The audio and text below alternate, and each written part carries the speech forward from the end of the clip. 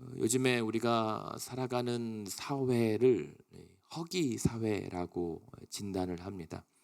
허기 사회라고 하는 것은 무엇이냐면, 여러분 그런 경험 있으십니까? 막 먹어도 배가 채워지지 않고 계속 뭔가 먹어도 그 만족감이 없는 그 상태. 그래서 요즘에 사회에서는 많이 소울푸드라고 하는 것도 많이 만들죠. 그래서 사람들의 허기와 또는 삶을 위로해 줄 수 있는 음식들을 내놓기도 합니다. 그런데 그것은 어떤 육신의 공복감이 아니라 영혼의 공복감에서 오는 피로남의 허기입니다. 그런데 그런 허기 사회의 세 가지 증상들이 무엇이냐면, 그러한 허기진 삶을 채우기 위해서 퇴행적인 위로가 강해지는 현상이 있습니다. 무엇이냐면 현재의 삶의 결핍이 있기 때문에 과거 지난 내 삶에 좋았던 시절을 떠올리면서 위로를 찾아요.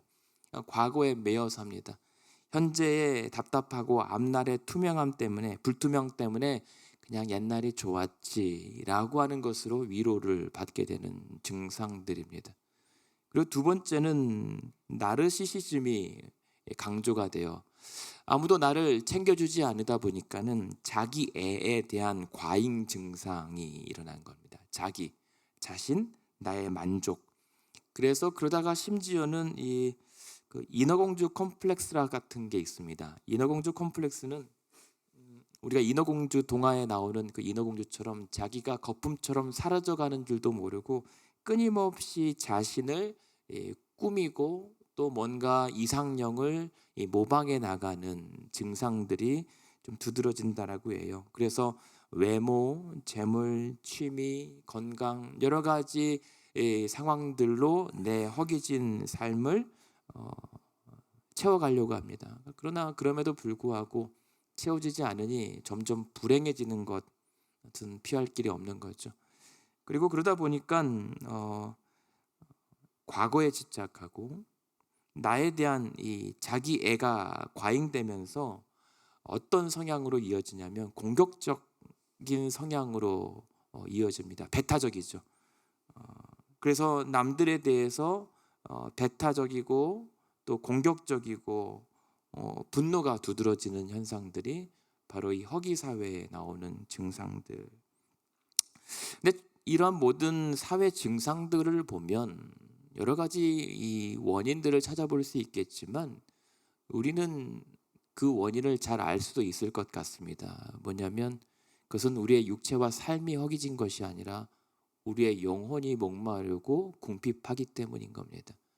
우리는 영적인 존재이기 때문에 아무리 맛있는 것, 멋있는 것, 좋은 것들을 둘러보아도 채워지지 않는 이유는 오늘 우리의 영혼이 그렇게 메말라 있다라고 하는 반증이라는 겁니다.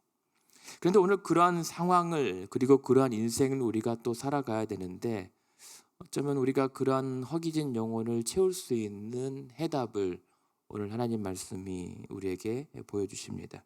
그것이 바로 1절이죠. 여호와는 나의 목자시니 내게 부족함이 없으리로다.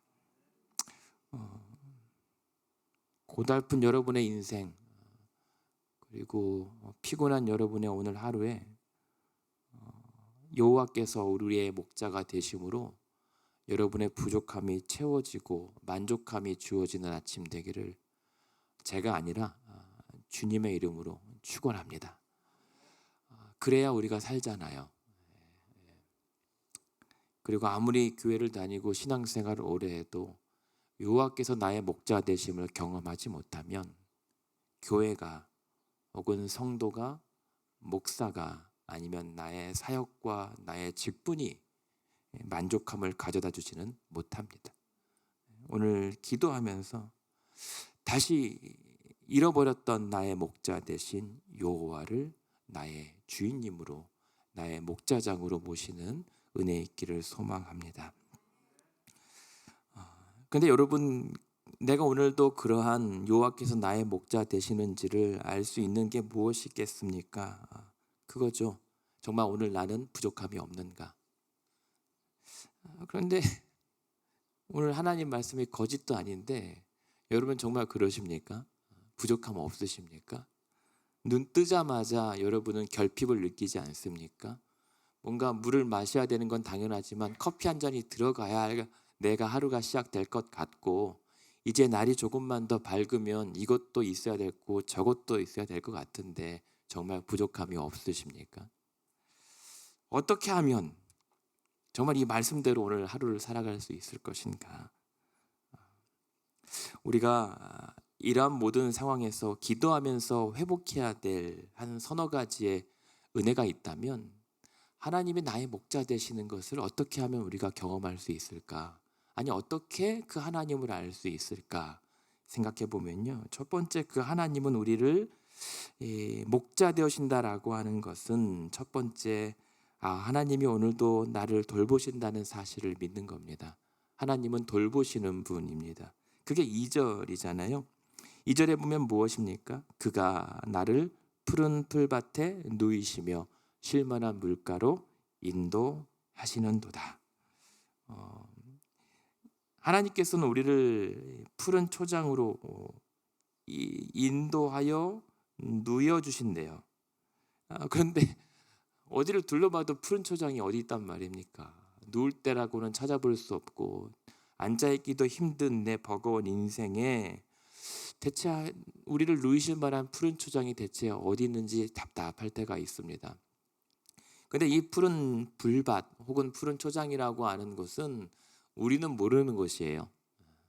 목자 되신 주님만 아시는 겁니다. 왜냐하면 지금 우리가 푸른 초장에 놓이신다라고 할 때는 항상 우리가 푸른 초원, 알프스 혹은 어디 아름다운 목초지에 한가로이 거닐고 있는 양떼들을 생각하는데, 이 유대 지방의 양들은 그런 양들이 아닙니다. 갈색 고원에 아주 풀이 드문드문 난, 아주 그냥 먹을까 말까 할 수 있는 그런 풀들이 있는 곳을 거친 길을 따라 찾아 나서야 겨우 풀이 있는 곳에 사는 양들이란 말입니다. 사실 양들은 푸른 풀밭은 아직 구경도 못했을지도 몰라요.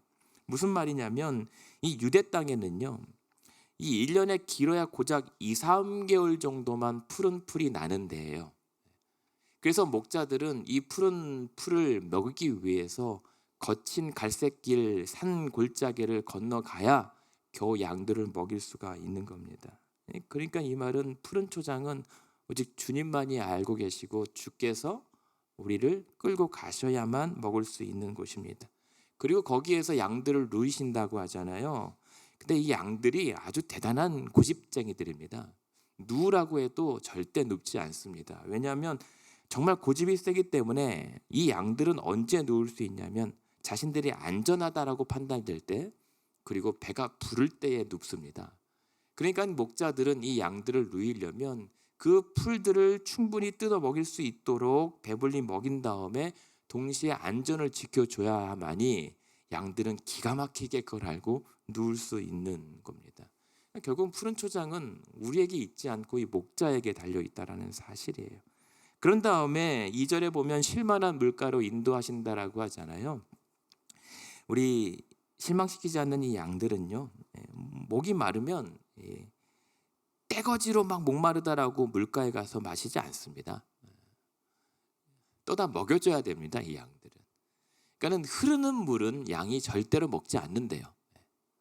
그래서 그 흐르는 물 말고 양은, 아니 목자는 그 물가로 인도해도 그 물에 도랑을, 구덩이를 파고 물이 흐르지 않도록 잔잔하게 만든 다음에 양들이 가서 물을 먹을 수가 있는 거예요. 그런 다음에 본인들이 이제 좋다고 이제 들어 눕는 거죠.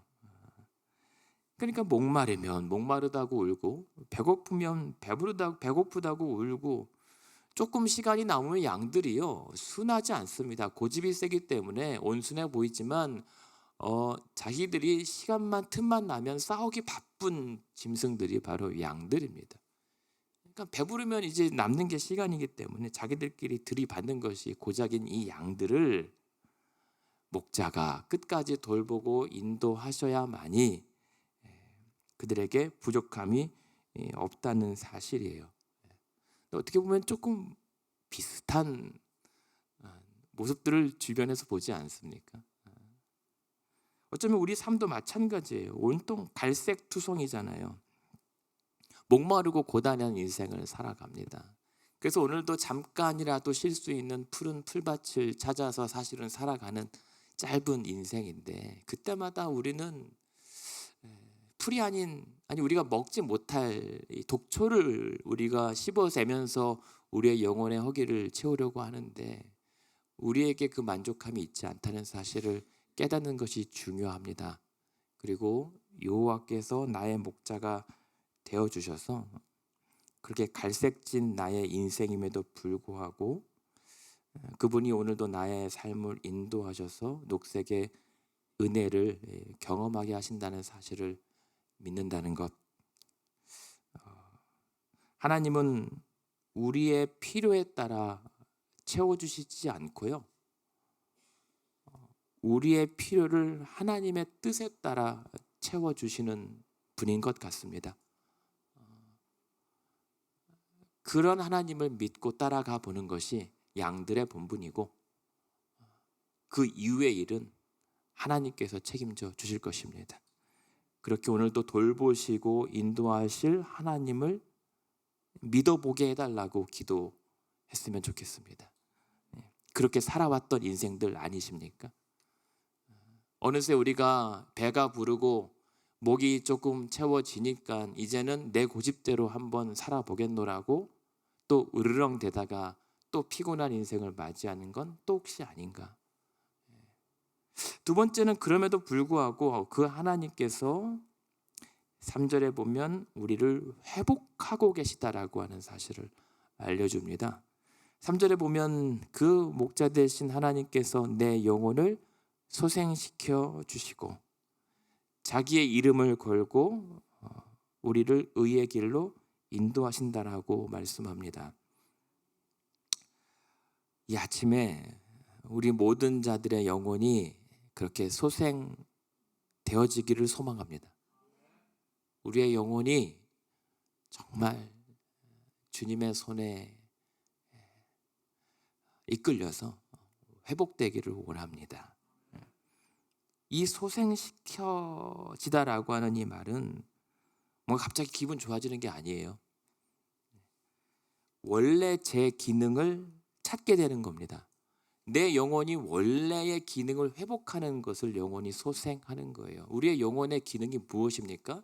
어거스틴이 말했던 것처럼 우리를 하나님께서 지으셨을 때 우리의 영혼은 하나님에 대하여 바라보고 서 있을 때에 비로소 안식을 얻을 수 있다라고 했던 것처럼 우리의 영혼은 원래 하나님을 향하여 서 있는 것, 그것이 원래적 기능입니다. 그러나 그 우리의 영혼의 기능이 탈이 나서 하나님으로부터 이탈하면서부터 우리의 영혼에는 갈증과 허기가 지기 시작한 거거든요. 우리의 영혼의 상태를 잘 보십시오.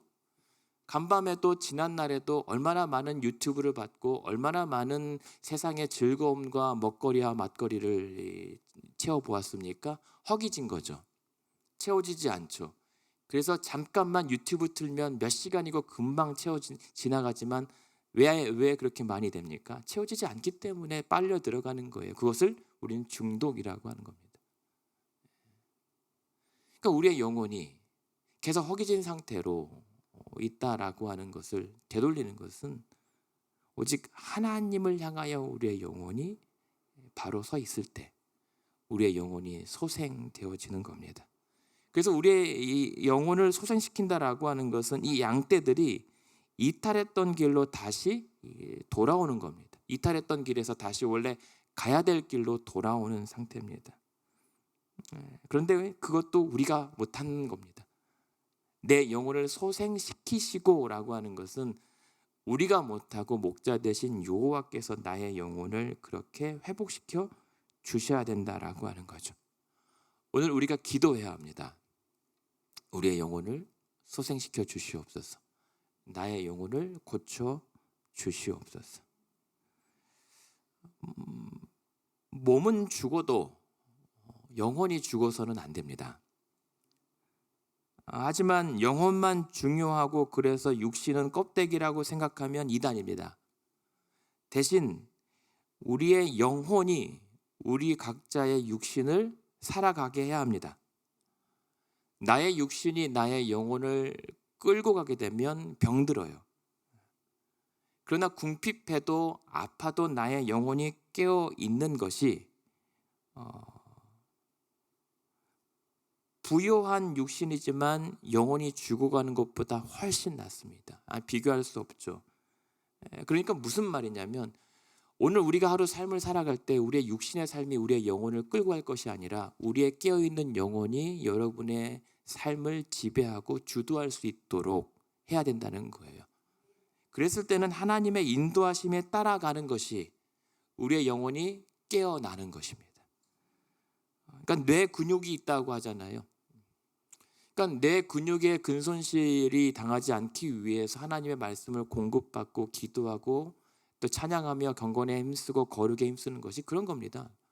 왕년에 신앙생활 잘했다고요?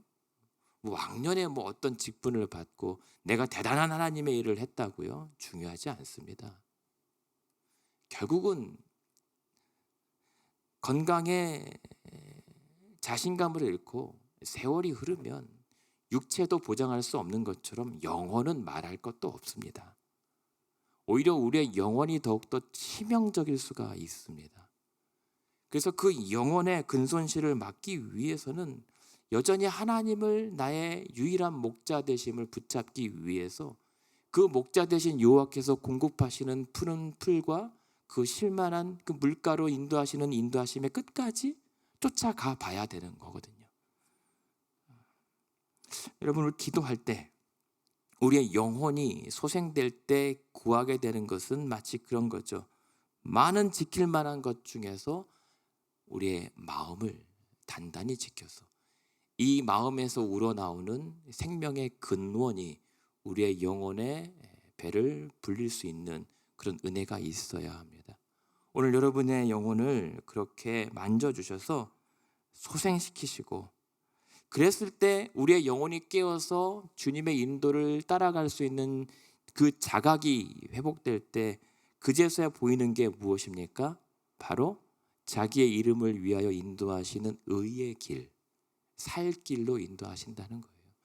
우리가 기도하면서 하나님 오늘도 어느 길로 가야 살 수 있겠습니까? 라고 했을 때 그냥 우리의 영혼은 계속 잠든 채로 육신의 길만, 육신의 정욕과 열심으로만 구할 때 보이는 길은 사망의 길입니다. 음침한 길입니다.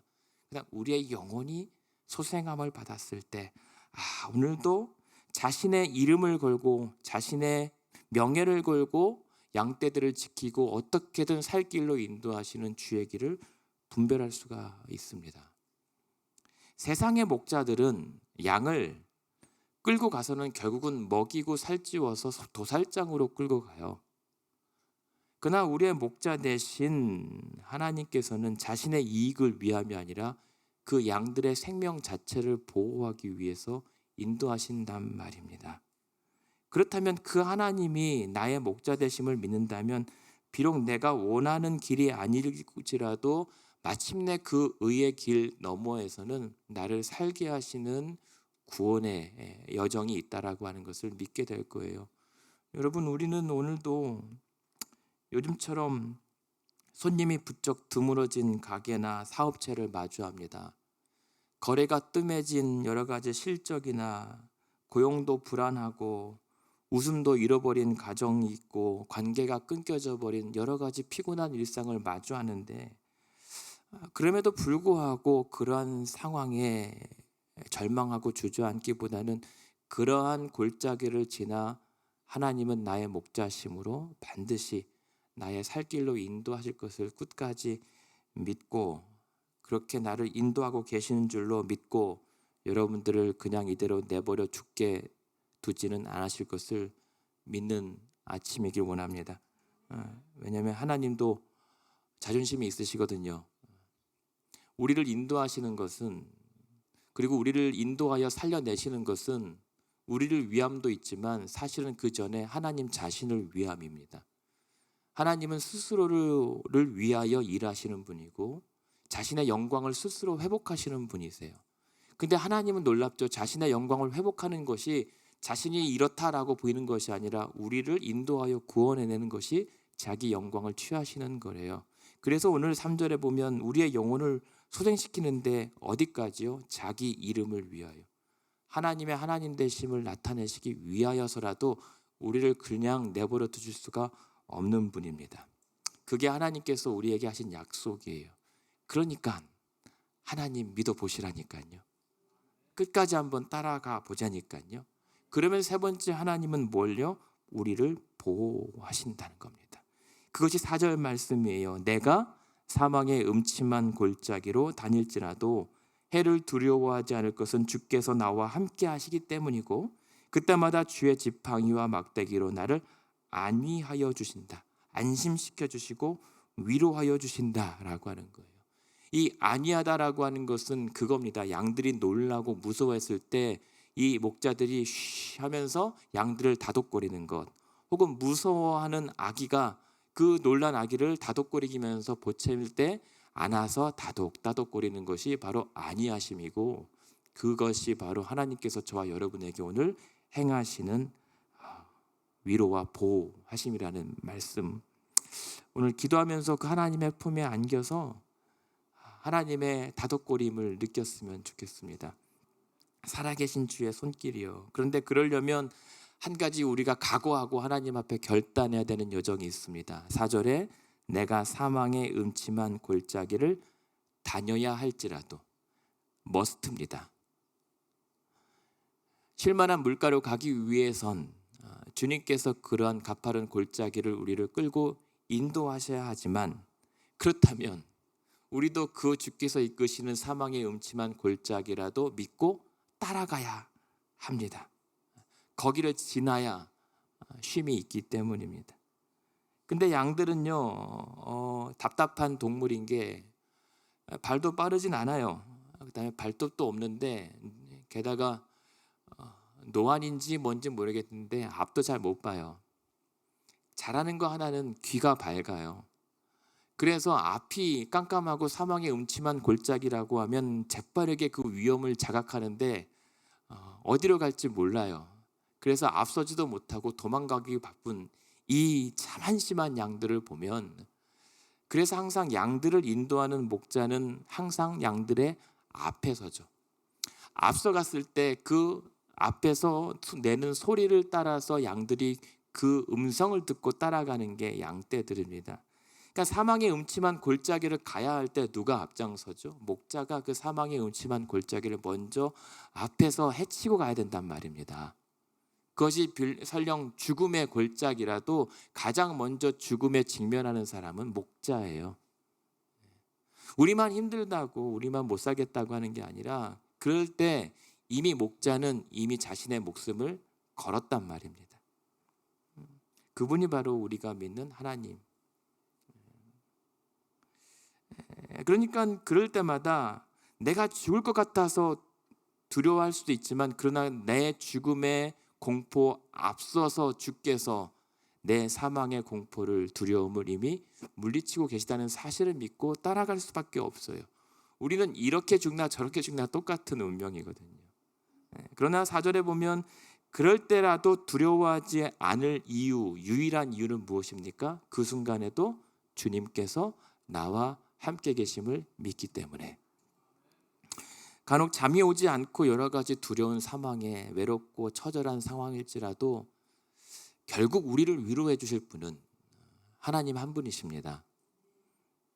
아무리 내가 가까운 아내, 남편, 자녀, 친구일지라도 결국은 사람의 죽음은 당사자만 감당할 수 있는 몫이잖아요. 위로할 수 있고 도와줄 수는 있으나, 그러나 마지막에 최종적 결단은 본인 몫입니다.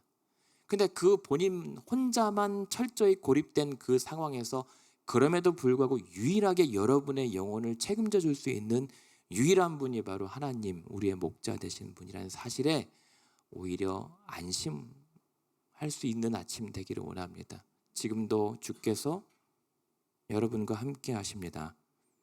간밤의 어두운 지륵 같은 답답한 상황에서도 깨어 나를 지키시고 여러분 곁에서 붙들어 주실 분은 역시 하나님 한 분이셨습니다. 그리고 오늘 하루도 그 하나님께서 여러분과 함께 계심을 믿고 안심하며 기도하는 아침 되기를 원합니다. 그럴 때 그에게 있는 지팡이와 막대기, 여러 가지 양들을 보호하는 도구죠. 하나님의 모든 능력을 총동원해서 저와 여러분을 안위하여 주신 줄로 믿습니다. 우리가 하나님의 보호를 믿는다고 했을 때 겨우 우리 수준에서 깨작깨작거리는 걸로 생각하는데 하나님은 아니에요. 하나님은 우리를 인도하고 안위했을 때 하나님의 모든 능력을 동원하여 천지를 지으셨던 그 동일한 하나님의 능력으로 우리를 지키시고 인도하신다는 사실을 우리는 믿어야만 합니다. 우리 수준에서 하나님을 재단하지 마시길 바랍니다. 그럴 때에 5절 6절에 보면 하나님은 마침내 끝까지 따라온 여러분들을 위로하여 주실 겁니다. 얼마나 멋지게 위로해 주시냐면 5절에 주께서 내 원수의 목전에서 내게 상을 차려주시고 기름을 내 머리에 부으셨으니 내 잔이 넘치나이다. 메시지 성경이라고 하는 성경은 이 원수 목전에서 내게 차려주시는 상차림을 풀코스 메뉴 음식에 비유합니다. 얼마나 힘들었어요. 얼마나 그 길 따라오느라고 고생됐어요. 그러나 그동안 나의 그 주를 따라오는 내 믿음의 여정에서 비웃던 사람들과 조롱했던 세상 앞에 큰 잔치를 벌려주시는 겁니다. 보란 듯이. 보았느냐? 내 사랑하는 양떼들, 내 영혼들, 내 백성들에게 이들을 위로하는 방식을. 그러면서 원수의 목전에서 그렇게 내게 상을 차려주시고 기름을 내 머리에 부으셨다라고 하는 것은 그 막 따라올 때 얼마나 먼지투성이겠어요. 다 씻기고 가장 존귀함으로 손님 대접하면서 그 상을 받게 되는 거예요. 그때 우리가 할 수 있는 고백은 뭐죠? 주여, 내 잔이 넘치나이다. 얼마나 그 아이들 배고팠을 때 맛있는 거 떠다 주면 얼마나 그 그릇 받쳐갖고 신나합니까? 눈망울이 초롱초롱 빛나는 것처럼 우리도 그 잔을 받아들면서 주님, 내 잔이 넘칩니다. 지난 눈물과 소름은 그리고 고난은 사라지고 오직 하나님의 은혜와 사랑으로 위로만 멈추지 않고 계속 부어지는 상태, 주님께서 우리를 끝까지 인도하심을 따라갔을 때 우리가 얻게 될 하나님의 상이고 위로입니다. 오늘 그렇게 주님 끝까지 쫓아가서 사람들 앞에서 무한할 정도로 부어주신 하나님의 은혜와 위로로 여러분 힘내시기를 원합니다. 그랬을 때 나의 비어있던 삶에 그 은혜의 잔으로 충만하고 넘치나이다 고백할 수 있는 하루 되시기를 소망합니다. 그래서 결론은 무엇입니까? 오늘도 우리가 할 수 있는 것은 6절 내 평생의 그러한 하나님의 선하심과 인자하심이 오늘도 마땅하고 반드시 나를 따라다닐 것이기 때문에 나는 오늘도 여호와의 집에 들어가 영원히 살겠습니다 라고 결단하는 겁니다. 지금 이 20편 23편은 이 찬양을 고백하면서 사실은 여호와의 성전에 들어가는 거예요.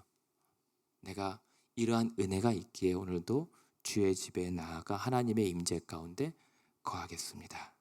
그것이 오늘 저와 여러분에게 맡겨진 삶 그리고 은혜의 보장들입니다. 결론은 이러한 전환이 일어나기 원합니다. 기도 가운데 1절에서 3절까지는 하나님을 그라고 얘기해요. 제3인칭입니다. 뭔가 아직은 체험되지 않은 하나님처럼 그가 나를 인도하실 것이다 라고 얘기해요. 그런데 그 하나님의 인도를 따라가면서 그 하나님의 위로와 보호와 공급을 경험하면서 그가 바로 나의 하나님이 됩니다. 주어가 그에서 나로 바뀌어요.